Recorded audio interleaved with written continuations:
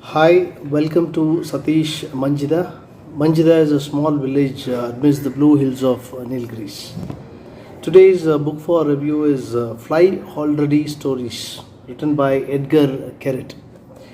If you look at the title by Edgar Carrett's Fly Already, it's the latest one from this author.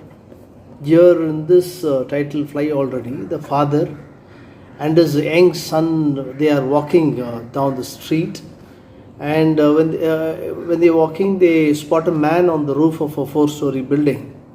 Okay, a suicidal man prepares to jump from the roof. Looking at it, the father says, "Don't do it, please." He shouts. He's begging the man not to jump. Okay, he's asking the man to give life another chance. Meanwhile, his son, convinced that they are witnessing a superhero about to take flight.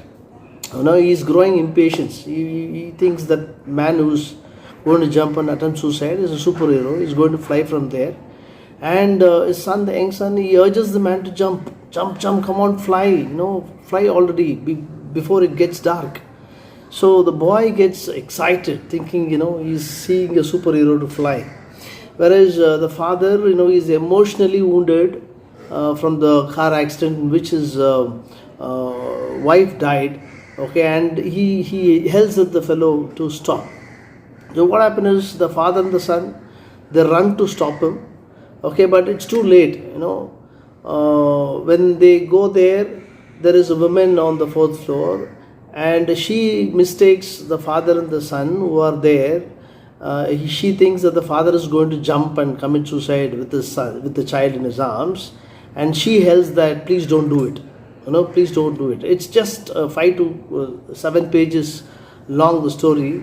But then reading the first story, The Fly Already, will just take you inside. This is the first work I'm reading of Edgar Carrett. Edgar Carrett is an Australian writer. In fact, Clive James, who's an Australian critic, is a journalist and is a writer. He has called Edgar Carrett as one of the most important persons alive. And reading the 22 stories which is written here tells you why Edgar Carrett is an important writer. And same like that, Clive James has also told that if Kafka were to be reincarnated as a comedy writer in Tel Aviv, which is in Israel, his work might look something like Edgar Carrett's one. Edgar Carrett was born in Israel, and he is a professor in 2 universities, and he holds a citizenship for both Israeli as well as a Polish citizenship. And this book was published in 2019, and this won the most prestigious prize which is given in Israel, called as Sapir Prize in literature. The story in which the Carrett writes is so good that some of the stories many writers would turn into a novel. It looks like a short story, but then there are content which can be made into a bigger novel. Say, for example, there is a story called as Allergies. In this story, a childless couple, they have a lot of parental feelings, and they did not know how to show. They need a means, they need a channel to show their parental feelings. So what they do is they adopt a dog. They become owners of a dog, and they go to crazy and insane levels to take care of the dog. They want their adopted the pup to be happy. For that, they take extreme levels. They go to the extreme levels. When you read it, sometimes there is humor, at the same time there is contradiction, and there are stories which is halfway through, which makes the reader to come to a conclusion. Say, in fact, there is a story called as Birthday of a Failed Revolutionary. Okay, and in here, the main character is a billionaire. Okay, and he could have done anything in his life. He has so much of money, but then what he does is he come up with an idea of buying other people's birthday. In reality, you cannot buy other people's birthday, in the sense you can whatever comes along with it, the birthday gifts, the presents, the parties, where he talks about the materialism. When you read this, you can see in Edgar Carret's work there is a very very fine balance, or you can say there is a very thin line between the moral and the absurdity, and there is a comedy and there is tragedy, and say day to day happening is there, at the same time surrealism is also there. So almost all the stories are told in first person point of view. In fact, many of the stories are in this perspective, first person's point of view. In fact, each and every story just blends and flows into the story, as if all the stories are about a single character, but then you have minor and subtle differences, and this style of writing makes the story very very personal and close to you. It's like as if the character is speaking to you directly. If you see in many of the stories, there are characters which cheats, and you have the loved ones who die, and all the things not happens like that. No, it happens on a purpose. And what is the purpose is a big big question. It makes you to think, what is the purpose?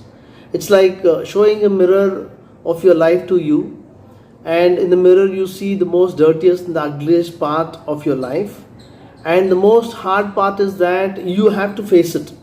Okay, and sometimes when he talks about the political issues, he says in an indirect way. There is one story called as Tabula Rasa. In Tabula Rasa, there is a kind of organization, there is an institute where all the children are grown or bred as a clone of wrongdoers. There are many wrongdoers in the history, and these children are grown like as a clone of the wrongdoers. Okay, in that one boy is a copy of Hitler. So what happened is the boy is grown as Hitler, and he is raised so that the Holocaust survivors can take revenge by killing Hitler. But what is the most pathetic thing? The boy doesn't know that he is Hitler, and he simply longs to be free. Okay, and this one short story, this 22 short stories is translated by almost 5 different writers, but then you don't feel that odd. Everything will remain very very close to you. So if you see, there is one story called as Crumb Cake, where there is a 50-year-old man who lives with his elderly mom, and his mother treats him like a small child, and she shouts at him, scolds him for doing small mischievous things. In fact, he's eating and putting on weight. For that also she shouts, and she takes him to the garden to play, to the basketball court, to take care that no other boys, other people doesn't bullies him. And for his birthday she buys a lottery ticket, not willingly, to him. And then she asks a question, what if you win this lottery? Okay, and the story ends there. The story just ends there, and it's a very good story, and you want something to happen after that, but abruptly it ends there, and it makes the readers to ponder upon the relationship, the family relationship. Every story is unique, and every story is a masterpiece. So I would strongly recommend you to read if you have not read Edgar Carret. So before closing this video, a small word what Edgar Carret has told. What he has told is, for me, that is for Edgar Carret, writing is always a feeling of losing control or giving up on control. That's what Carret said.